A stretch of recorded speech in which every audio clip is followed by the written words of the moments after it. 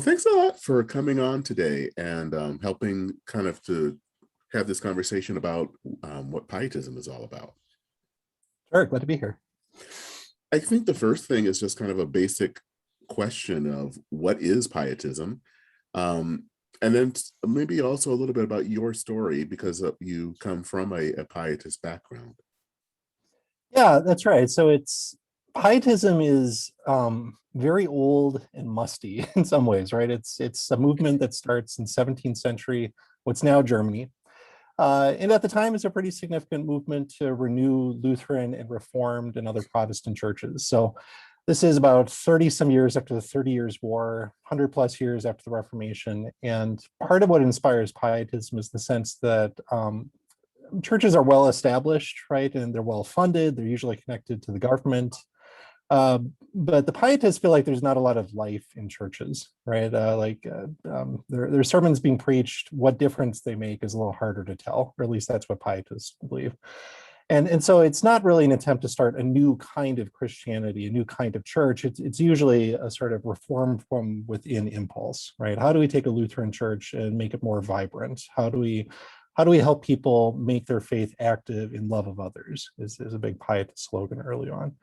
So so it spreads, and often in very like mundane sorts of ways to our ears. It spreads through like small group Bible study is one of its early innovations, which sounds really unremarkable in like 21st century Christianity, but was pretty unusual at the time to have pastors sit down with just lay people, men and women, different denominations, and to pray, study the Bible, sing hymns, do devotional work together. So that's how it starts. And then it starts to get a sort of institutional center in a city called Halle, in what is now Eastern Germany.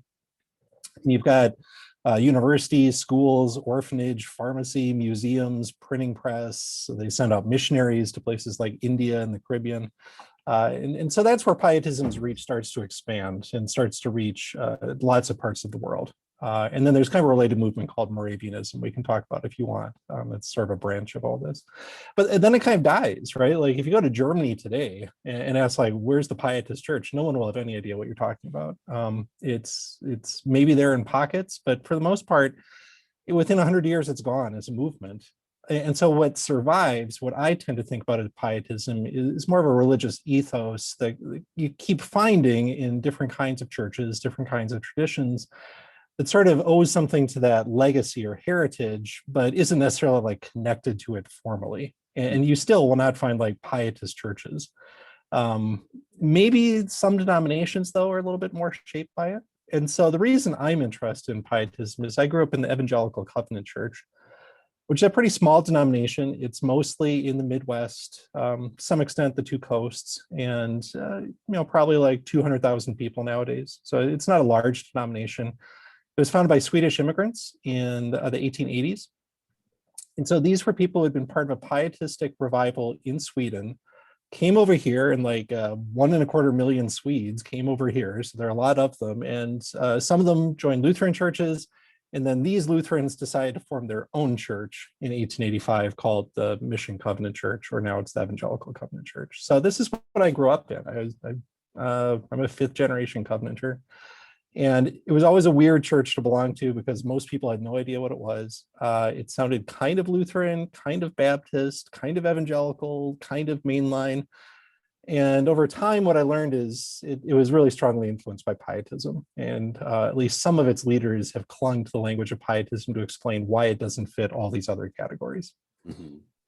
So that's where my personal interest really starts with Pietism. And I'm not like a church historian, really. I should probably make that clear right off the bat. I'm really a diplomatic, military, modern Europeanist. But because of my own story, and because I work at a Baptist university that has Pietist roots, Bethel University, I've kind of been drawn into this and ended up writing more about it over the last 15 years or so.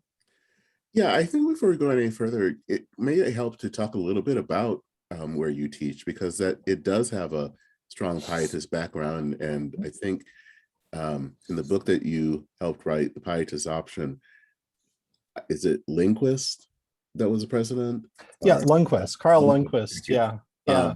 Who, it was kind of an interesting how he basically lived kind of an example of Pietism, at least in the modern era. Can you kind of explain a little bit about what Bethel is all about and where Pietism fits in. Yeah, absolutely. So the Covenant Church is hard to explain. Bethel is also probably hard to explain. There are like 5 of them in the United States. This is the one in suburban St. Paul, Minnesota, that was founded by Swedish Baptist immigrants. So go back to what I just said about the Covenant Church. Some of the Swedes who came out of that revival of the 1840s and 50s became Baptists through meeting German and English Baptists. And so they came over to the United States. And of course, they didn't join the Lutheran Church. They started forming Baptist congregations, which came together as what was for a long time called the Baptist General Conference. And now it's called mysteriously Converge, which that's a whole other story to go into. Anyway, those Baptists found a small seminary in Chicago in 1871 that 150 years later is now Bethel University.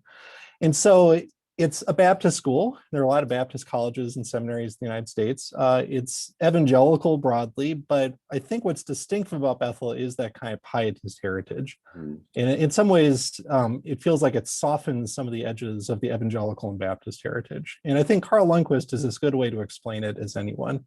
And he's a Bethel graduate who comes back in 1954 and serves as president until 1982. So Carl Lundquist is a pastor. He's not academic. And he presides over this period of like GI Bill fueled growth. Bethel doubles in size twice. It moves out to the suburbs. But it's also a time when Bethel is kind of struggling to explain what it is. Like, it's not just Swedish immigrants anymore. It's people from different sorts of Protestant backgrounds.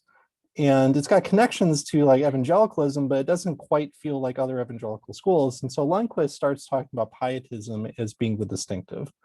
And I think what he means is, first of all, that faith is not mostly about belief. It's not mostly about your ability to sign off on a creed or a confession or to affirm a catechism, something like that. It's more like, how do you live out your faith? Or for him, it's really like, what is your relationship with Jesus? He talks all the time about having a kind of warm-hearted relationship with Christ. And for him, that mostly means devotional practices and spiritual formation and spiritual disciplines. In 1975, he takes a sabbatical. He travels to like 40 centers of spiritual renewal around the world, Catholic and Orthodox and Protestant. And he develops this huge library that's still in our seminary library of books by all sorts of Christians about prayer, meditation, fasting. So I think that's where it starts for him. Like, how do Christians cultivate this sort of lived faith that's primarily about relationship with God through Christ? But he also is concerned about how you live in community. And he's very concerned that, first of all, within any Christian community, you not let yourself be torn apart. You don't heresy hunt. You don't draw lines so sharply that you can't transcend disagreement. At Bethel, we tend to call it the irenic spirit of pietism, this kind of peaceable impulse to say we can disagree well together, right? Which is an impulse that's been challenged the last 10 to 20 years. But I mean, it's a hard thing to live out. And then finally, he's very service oriented. So I mean, Bethel under Lundquist starts adding things like business programs, but it also adds social work and teaching and nursing. Even when people are going into professions, he has this sense of kind of a pastoral calling. Like, you're doing it as a way to live out your faith in the world, and especially to live it out in places of hurt and suffering. I mean, he has a really interesting response to the Vietnam War and to the strife of the 60s. He says conservative Christians don't just like turn your back to this. Don't just dismiss it because it has long hair and calls itself a hippie. Like, listen to the pain that it's describing. Listen to the injustice that it's calling out, and think about how we can respond to that. So I always find that just mildly countercultural, like very mildly. Like, he wore a suit and tie and he had short hair. Like, he wasn't a figure of the 60s, but I would chalk that up to pietism as well. The sense of like Christianity has to be felt as much as believed, and above all else has to be lived out in love of others, right? And I think that idea still does prevail. A lot of our students are going into service professions one way or another. I think one of the things that's kind of a misunderstanding of pietism is maybe a sense of, I guess, holier than thou. The word pious obviously is in there. That it's not really concerned about social issues. It's just concerned more about the church. But that's not what you've been talking about. It's not what the book, the Pietist Option talks about.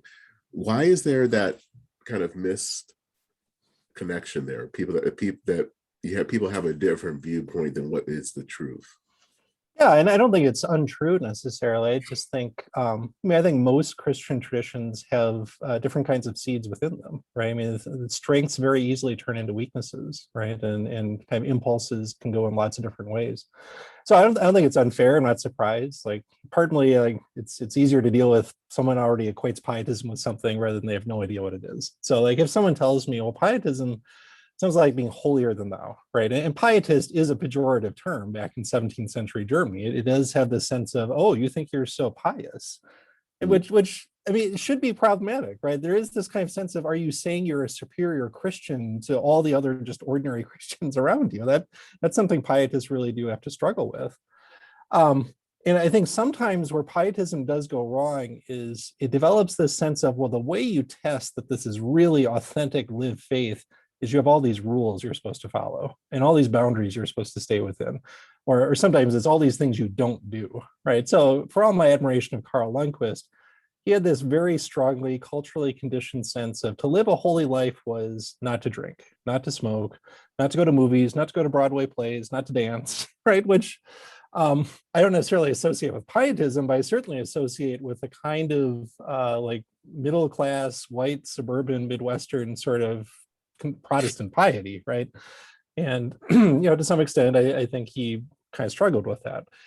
But at the same time, he also said this kind of holiness that we're striving for, this piousness we're striving for, does need to be lived out, right? And so he thought a lot about the relationship between personal holiness and then social holiness, right? And maybe this makes more sense if you come from a Methodist or a Wesleyan background, right? How do we live out love of God and love of neighbor, right? And how do we live conscious of the fact that, as Paul says, we're not supposed to be conformed to the patterns of the world, but be renewed by learning, right? So I can understand where that sense of like pietists are holier than thou come from, and you can find plenty of evidence of it. I just guess, like in my own case, I've just known too many people who aren't like that. Like, I think there's also a kind of humility and modesty about pietism. There is a kind of like self-awareness that if you do it right, you are reflecting on where you're falling short, and you are reflecting on, at the same time, the gifts that you have, right? So it's humble in the best sense in my experience of it.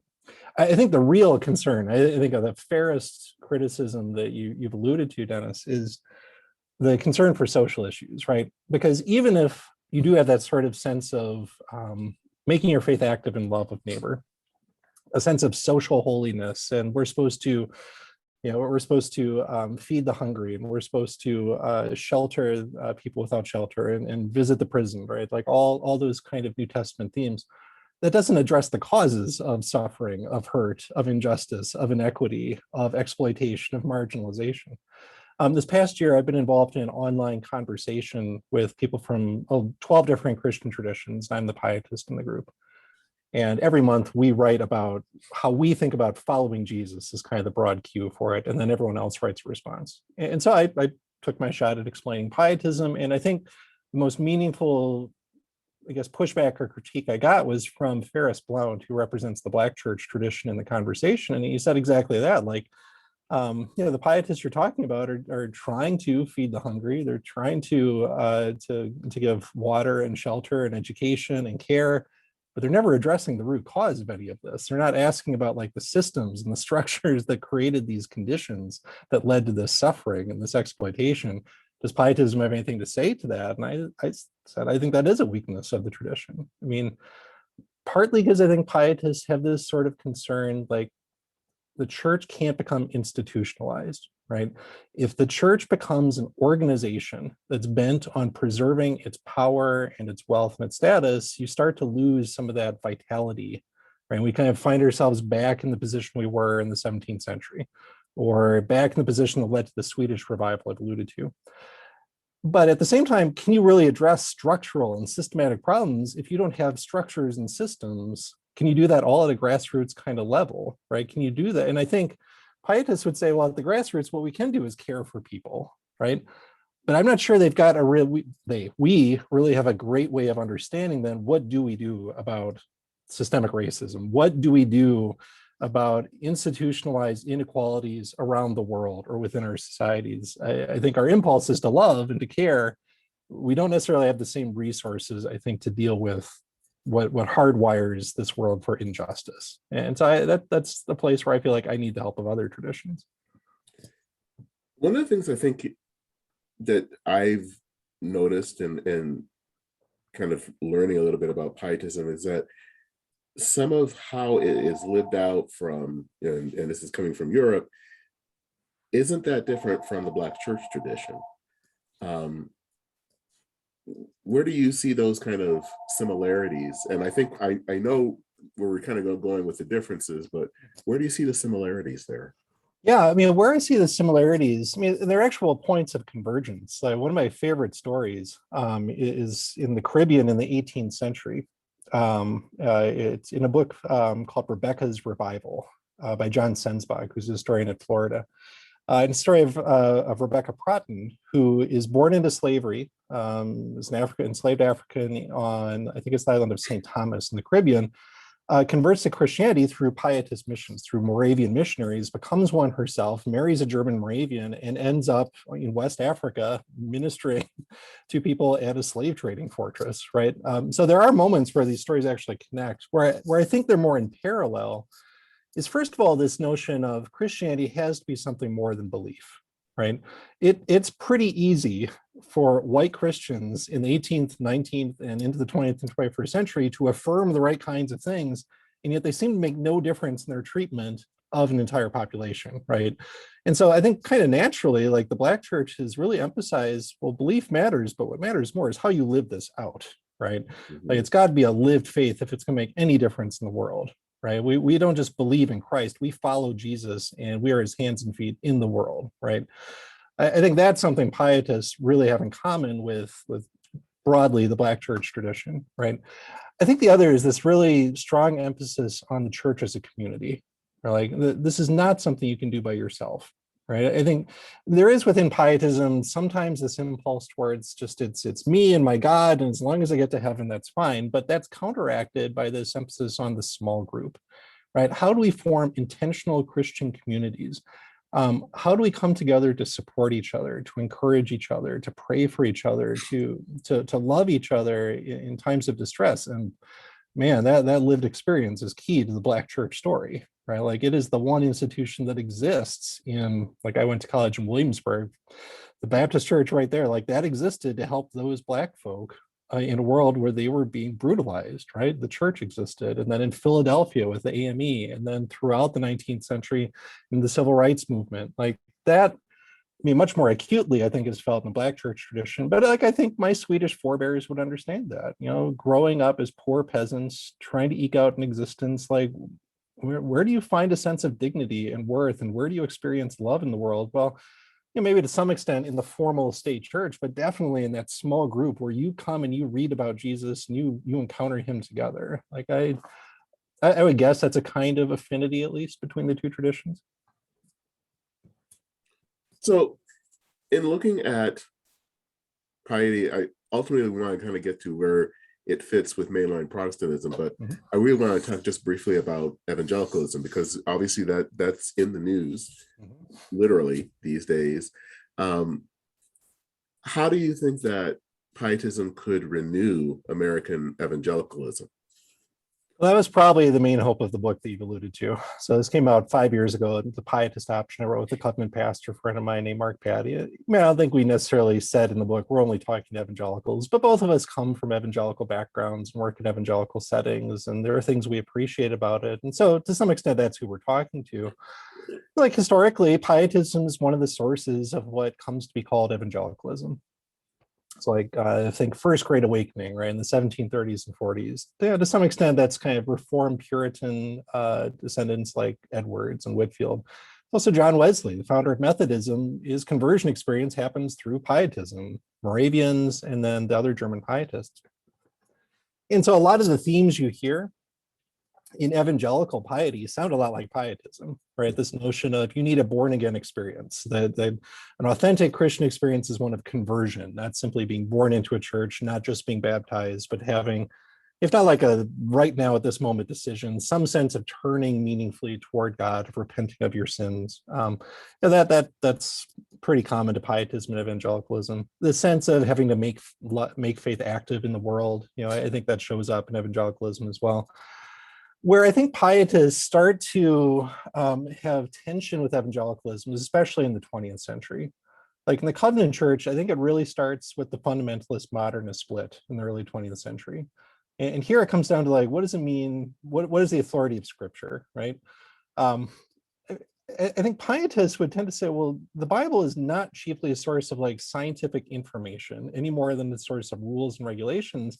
The Bible for a pietist is primarily the way that God is trying to relate to us, that God is trying to connect to us. I mean, in the covenant, we have the expression that the Bible is an altar in which you encounter the living God, right? It's not simply something that needs to be defended on the grounds of modern inquiry, right? Whether it's inerrant or infallible, that's not what's meaningful. What's meaningful is, are you coming into contact with God through the Bible? Is the Spirit speaking to you through the Bible? That's what matters to a pietist about the Bible.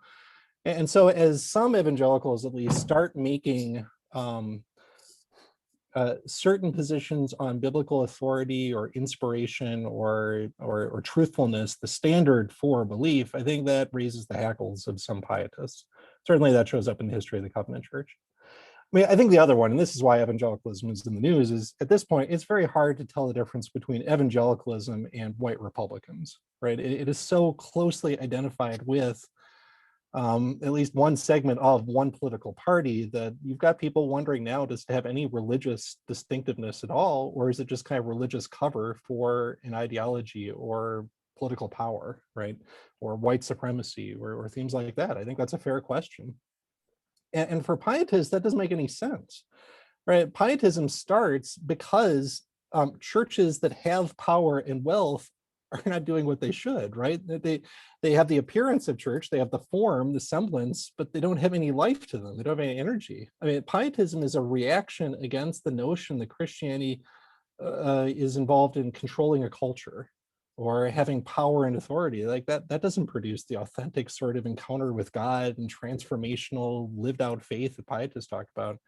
So I think that's what's also hard for pietists with evangelicals is some of the language is the same, some of the kind of like forms of piety are the same, some of the hymns and worship songs are the same, but a pietist just has no use for this idea of a culture war, right? Of trying to Christianize a nation or view the nation as Christian by itself, right? That I think is probably, that's the most acute problem for me right now that I find myself really struggling against and feeling like this is such a distraction from who we're supposed to be. And in fact, it's causing like a sacrifice of our witness, and it's leading us into just unbearable hypocrisy, right? To say that we believe in holiness and then to support someone who's an absolute unrepentant, reveling in his sin kind of person as Donald Trump is just very hard for a pietist within evangelicalism to understand, right? And it's a real struggle right now. So now if we've looked at evangelicalism, and I know that you are, well, you grew up in the Evangelical Covenant Church, you attend a Lutheran congregation, and more specifically an ELCA congregation. What does pietism have to teach mainline Protestantism? Sure. Yeah, and I really should say, well, I guess I can speak to what it has to teach the ELCA or Lutheranism. I'm not as familiar with, I've taught in Presbyterian churches, UCC churches, I don't know them as well. Partly, again, it's shared roots. Pietism doesn't just lead to evangelicalism. It does feed at least the growth of Lutheranism, certainly. I mean, Philip Spener, the founder of Pietism, for a long time is regarded as, second only to Luther in Lutheran theology. And like there are splits, but I mean, there's a lot of pietist influence, especially in Scandinavian Lutheranism. So like I come from a covenant background, but half of my family were Augustana Swedish Lutherans, right? They're the ones who, they valued the confession a little bit more, the Augsburg Confession. They valued a trained clergy a little bit more than the Covenanters did. And so they didn't join together, but they always had very similar kinds of piety, similar kind of approaches to worship. They sang the same hymns. Right. And so there's a lot of back and forth between those two kind of branches of Swedish Protestantism. right? In many ways, like growing up Covenants, I was growing up theologically Lutheran. I mean, we use Luther's small catechism for confirmation class, right? And I was baptized as an infant. And so like the hard thing for me was then coming away from the Midwest, going out to the South and the East, encountering like Southern Baptist churches and Reformed congregations. Like, what is this? This doesn't sound like Christianity as I know it. And kind of partly because I've married into a Lutheran family, I've come to realize I'm actually more Lutheran than I ever thought I was, right? And so now we go to an ELCA church for a variety of reasons, one of which it's a block from our house. Like we want our kids to actually go to a neighborhood church and go to church with their friends. Partly it's just not, I'm sick of driving 15 minutes to the suburbs to go to church. Like it's nice to actually just walk to church. And partly because it felt like it was my wife's turn, right? She's an ELCA Lutheran, her dad and her brother are ELCA pastors. And so it's been interesting coming into that tradition and that congregation and denomination as a kind of outsider, with a kind of theological affinity and, just a physical closeness, and thinking, hi, I wonder what Pietism has to say to this. And so I've done a class for our congregation, and I've gone to a couple other ELCA churches. And what I end up realizing is it speaks differently, right? In the Pietist option book, one of the metaphors we borrowed from a Mennonite historian named Dave Nolt is that Pietism is not really about creating something new. It's about leavening what's already there, right? It's kind of catalyst for renewal and change. And so if it's actually doing its job right, you don't really necessarily notice a lot of pietism by the end, but maybe it calls out certain things in, so evangelicalism, but maybe in mainline Protestantism, it would call out certain other kinds of things. So when I talk to evangelicals, usually what I'm leaning on is the sense of, well, this is not just about getting to heaven. This is not just about conversion and your relationship to God. It's about how that then is lived out in love of others in a pluralistic society where you maybe are not trying to be in control, right? Those are the kind of pietistic themes I sound in evangelical settings.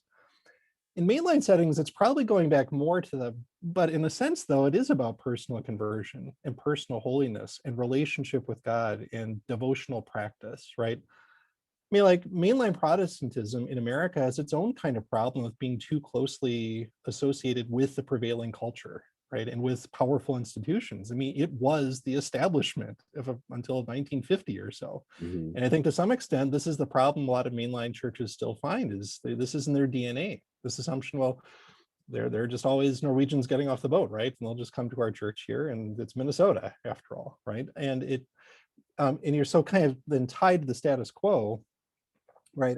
I think sometimes then you need to think, how are you going to renew that? What is this going to look like in the 21st century where the numbers are declining, where partly your influence has been so strong, a lot of your social concern is being lived out in lots of other ways, right? Through government and nonprofit agencies. I guess my challenge to mainline Protestants is often, so we're supposed to love God and love our neighbor. Are those exactly the same thing? Or, I mean, do we only love God by loving our neighbor, or are there other ways we love God that maybe don't have a social impact?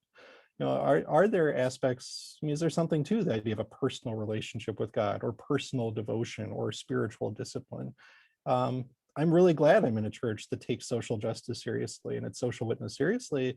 And so that's social holiness theme, right? But I also do wonder, but is personal holiness still important? And that doesn't have to mean we don't go dancing or smoking or drinking, but what would personal holiness mean? And are there ways to do that that just don't sound like, evangelical, kind of puritanical sort of killjoy tendencies? When we think about sin, yes, I absolutely am glad to be in a place that challenges me to think about my privilege, my complicity in systems that oppress people. But I also want to say about what does personal sin look like? Is that the only kind of sin we talk about anymore? Are there other kinds of things getting in the way of our relationship with God and with others? So I guess that's the pietist in me is saying, well, I love this about how you love your neighbor. And now can we go back to what this like love of God looks like and what devotion looks like and what holiness looks like? And partly I want to keep my mouth shut because I'm new, right? And I don't know. And I don't want to just be this outsider who comes and say, oh, I'm going to fix this, right? I was in a Lutheran church like a month ago giving a talk about evangelicalism. And the guy who was setting up the tech for me said, oh, good, you're going to tell us how to get lots of new members because that's what evangelicals do, right? Like they church growth. And I had to tell him, I need to tell you some stories about Willow Creek and all the mega churches. Like this is not what I'm here to do. So I want to be cautious and not sound like I have solutions or something, but just my response to someone who's living in it is, man, this I love this thing and how it's different from evangelicalism. And then there's the pietist part that says, man, I really missed this part of it too. If that makes sense. You know, so do you think that there is a way of rekindling some of that lived out experience without it kind of, trying to tell people what to do, or to, that there is some type of a renewal, but it's not necessarily out up front yelling and screaming and all of that? Yeah, and that's my kind of renewal. Is I'm not like I'm not Billy Sunday, right? I'm not even Billy Graham. Like my kind of renewal is always going to be like one person at a time. I mean, there's a reason I like being a college professor. I like the idea of like renewal is starting in learning, in a class, in a study, in a book, like in a relationship. And so like that to me, that's the hope, right? I don't think it's ever going to be the kind of numbers it once was. It's never going to be the kind of power and influence it once was. And we shouldn't necessarily strive for that, or we should open for new populations to have that kind of influence over us. I guess like at best, like what I appreciate about mainline Protestant settings I've been in is, man, they are just open to hearing ideas, right? Like they don't perceive this as a threat. If I come in and say something critical about the LCA, like they're glad to listen to that. Like I really appreciate that kind of ethos. And partly what I have to recognize is I think like the piety and the devotional life is there. There are ways of doing this within the context of like mainline Lutheranism, right? Or within the Restorationist tradition, or within liberal progressive Christianity. They're just not ways I'm familiar with because I grew up in my kind of pietist evangelical covenant world. So I guess I want to say like, take those seriously. Like think about how you live those out, and think about the relationship between this kind of personal individual sort of renewal and then witness and evangelism and discipleship and justice and maybe something as grand as church renewal, whatever that's going to look like. So I don't know. This is where like it's easy for me to be a historian. I can describe things that have already happened. As soon as we start turning to what was the next week and year and decade hold, and I don't even know like what my kids are going to be doing in 5 or 10 years, let alone what the main line is going to look like, or evangelicalism is going to still be there. I appreciate being asked, though. That's very kind of you. You're welcome. Yeah. Well, I think it sounds like, and maybe for both evangelicalism and mainline Protestantism, has been, I think, these days, and I know that in your book, there's a lot of talk about H. Richard Niebuhr's Christ and Culture, which I read in seminary. And, there is that whole, and I think definitely in mainline Protestant circles, there definitely is that kind of Christ, the transformer culture. And within evangelicalism, it seems like it's either Christ against or Christ above culture. Yeah. But you actually bring up a whole different ethos that is not either of those, but it's Christ, the servant of culture. Can you explain a little bit about what you meant by that? Yeah, and like the Niebuhr categories, I'm interested to hear that you've encountered them in seminary. They're categories we use. Like I teach a class called Christianity and Western Culture, and a lot of it is meant to help Bethel students think about how do you relate to culture, whether it's in the sciences, in the workplace, in politics and economics, and so we use those categories a lot. Yeah, I think you're right. First of all, I'll start with evangelicalism. There's kind of this war within the evangelical soul, right? There's though I'm like, oh, the world is too far gone. We're just trying to get to heaven. The world is a source of temptation, right? It's dark and it's desolate. And there is this kind of like withdrawal from sort of impulse. That's the against culture. Or like our job is to be against the world. Our job is to be countercultural. And the worst thing you can be is worldly, right? And conversely, like one impulse then is how can we take this over, right? How can we take over like institutions of influence, right? The 7 sites of influence. Or Karl Lundquist even had this notion of like Bethel is here to train.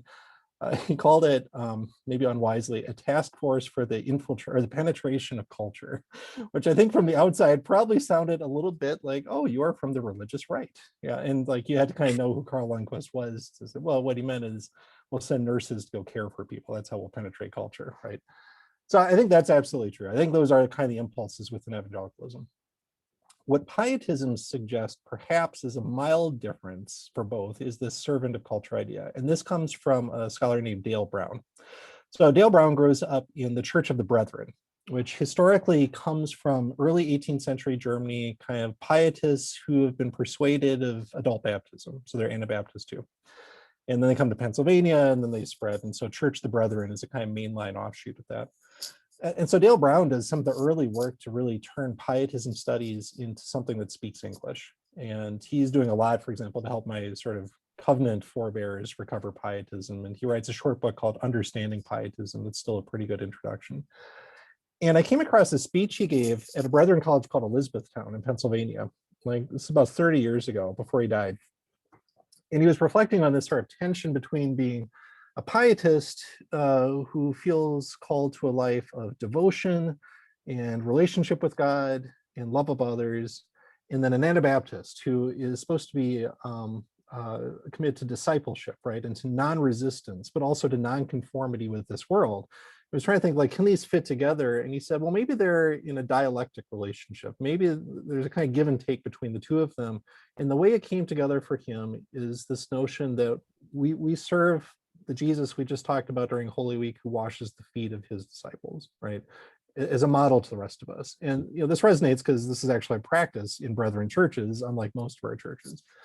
And he said, like, maybe then the job of a pietist is to not try to get ahead on top of culture, to not separate yourself from culture, right? Not to try to watch the world burn, not to try to control every fiber of the world, but sensibly to serve as you're called and gifted, right? And it sounds very modest, and it doesn't sound transformative, right? Like, I mean, like, as I watched on the ground, I actually think this is probably how a lot of evangelical and mainline Protestants and Catholics and Orthodox Christians actually do live this out, right?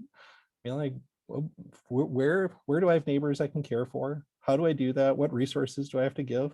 I think sometimes we just, like, maybe we short sell what that can accomplish and what difference that can make, or we don't feel like that's religious enough or something. So I don't know, like, I remind myself of that. Like, this week I'm catching up on grading, and I really can't stand grading. I feel like, is this doing anything? Is this like ushering in the kingdom or something? Is this bringing about transformation of culture? And I try to tell myself, well, maybe this is the service I need to provide at this point in these students' lives. And then there are other things I like doing more that I find more meaningful and fruitful.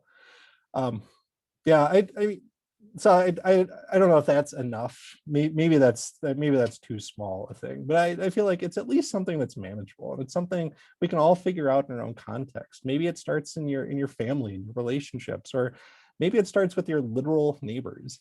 Like, I use the phrase "love your neighbors" so easily, and then I realize how little I know my actual physical neighbors right down the street. Like, it's one reason we've gone to this church, is like, I feel like I need to know my neighborhood better. And COVID has actually helped do this. Like, I've got to know people who live close to me a little bit better, and we walk our neighbor's dog. Like, that's an outcome of COVID that I think is maybe something I should celebrate. So what do you think is some of the challenges for pietism? Because I think when you talk about servanthood, and I think especially within evangelicalism these days, I could see people thinking that that's a form of weakness.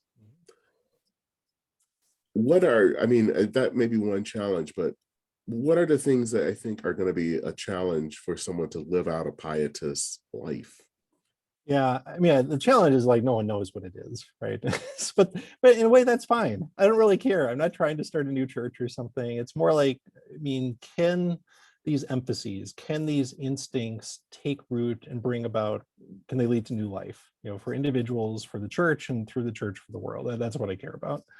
And I think there are some obstacles they run into. And I think what you just named is really important. Like, within evangelicalism, especially, there is this sort of sense of strength is connoted in terms of defiance, right? Of hostility, of aggression. And its strength associated with a certain vision of masculinity. I don't know if you've encountered it. I have a friend named Kristen Dumais at Calvin University who wrote Jesus and John Wayne, right? Mhm. And reading that was really interesting because it didn't necessarily describe the evangelicalism I had known, but it helped me make a lot more sense of the evangelicalism that I think my students have grown up in, whether they're women or men.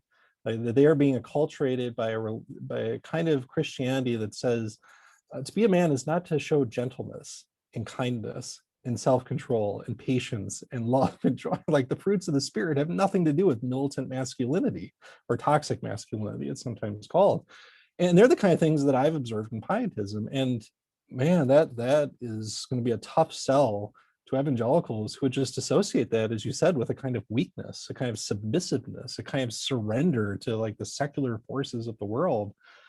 And pardon wants to say, yeah, that's the story we just heard last week, right? Like, seeds sometimes need to die for new life to grow, and like clinging to power by any means necessary is not a Christ-like strategy for cultural engagement. So I don't really know what to do with that except kind of trust, like, there are seeds being planted. Like, there are people who within evangelicalism, certainly outside of it, are being hurt by it or are aggrieved by it. And then some of us who love it and want it to be changed and renewed. And then maybe pietism has something to say about that.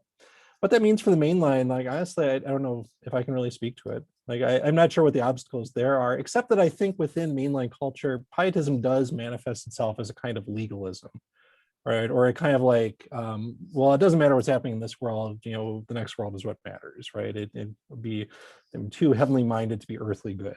Like, I do hear that, like, again, from people I know who've gone to seminary in that tradition. That's what they're warned against.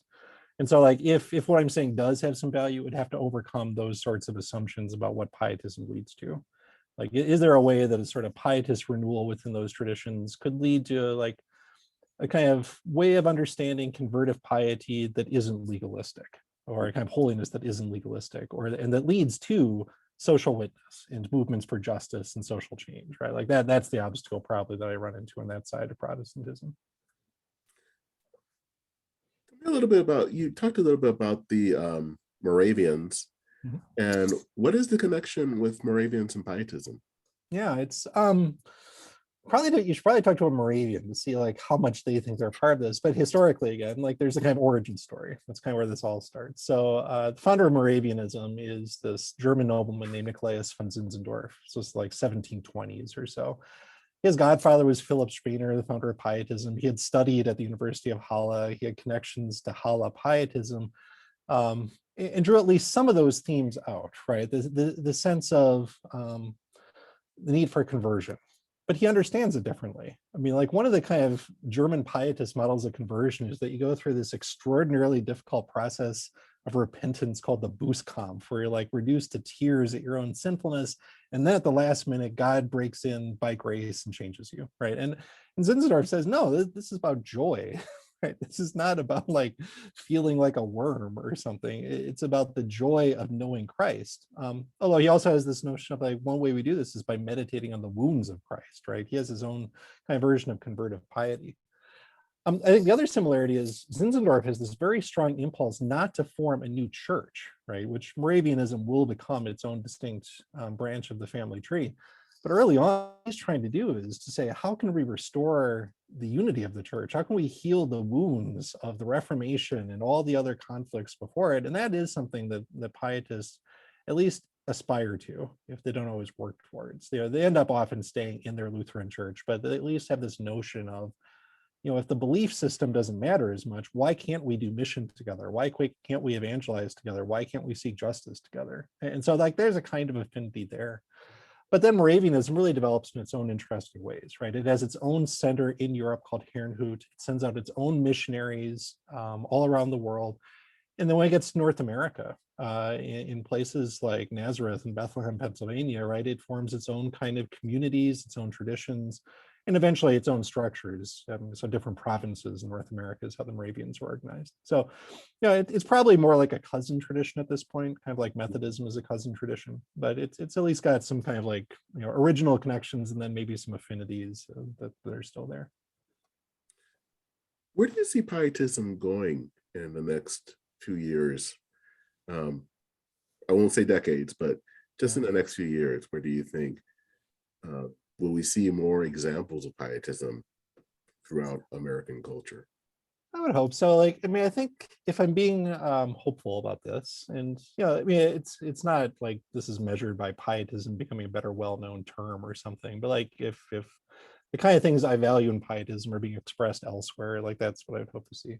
Like the story of pietism is it doesn't happen all that intentionally. It's almost like it's kind of a backlash against something else, right? There's a Bethel seminary church historian for a long time named Virgil Olson, who I like to quote. And back in the 50s, he said, pietism always is going to emerge when Christianity has been hollowed out, or when it's just kind of like scholasticism, or when it's just the form, but it has no substance. Like, you almost kind of have to like trust it will produce the seeds of its own rebirth, right? Because there is something, I think, just innately winsome about at least some of what I'm describing. At least when I talk about it with people, like there's at least pieces of it they can respond to. There's this kind of notion of, well, maybe it's okay to have a very humble, modest sort of ambition for what Christians can do in the world. And maybe even more importantly than that, maybe it's okay to say like these beliefs that we debate don't matter as much as relationship, as community, and as living your faith out in the world, right? Like maybe that's something that will be more appealing to people than I can see right now.